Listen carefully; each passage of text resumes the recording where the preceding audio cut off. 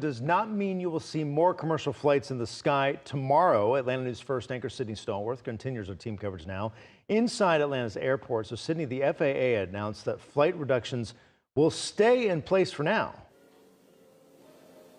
Blair, that's exactly right. And tonight we're learning that they won't increase as originally planned. The FAA is saying that those flight restrictions here at Hartsfield-Jackson and at 39 other airports across the country will stay frozen at 6%. Now, that's because they say air traffic control staffing is improving. Meanwhile, flyers here in Atlanta are reacting to the vote to end the longest government shutdown in United States history.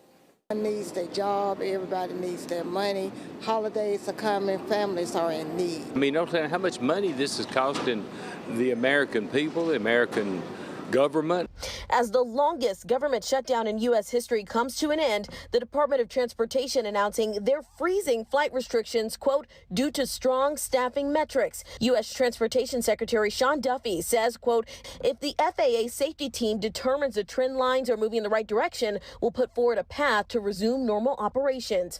Wednesday, Hartsfield-Jackson seeing its lowest number of flight disruptions in days. Really, I was very surprised because it wasn't bad at all. We got right through security and everything. Earlier this week, Secretary Duffy announcing that air traffic control workers will receive 70% of their back pay within 48 hours of the government reopening. But he also warned staffing issues won't disappear overnight.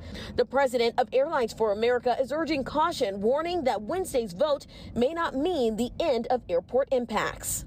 This isn't a solution bill that they're passing. This is still a temporary continuing resolution till, likely somewhere in the end of January. So is this going to happen again? Well, there are long-term solutions. There are long-term measures that can be taken to make sure that airlines, hotels, travel, the American public isn't held hostage every time there's a tough political debate in Washington. At Atlanta's Hartsfield-Jackson, travelers tell Atlanta News First they're happy to hear essential federal employees working without pay for weeks are one step closer to getting paid, but some still concerned about what's not been resolved.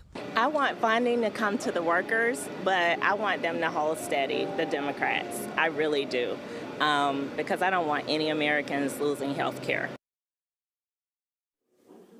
Atlanta-based Delta Airlines just releasing a statement on the shutdown, thanking federal workers, including air traffic control and TSA, and saying in part, quote, we look forward to bringing our operation back to full capacity over the next few days. Now, we also reached out to some other airlines. Southwest said that it could get back to full operation in the, quote, very near future. And United got back to Atlanta News First, saying that they didn't have an immediate update on its post-shutdown plans. That's the latest from here at Hartsfield-Jackson. I'm Sydney Stallworth, Atlanta News First.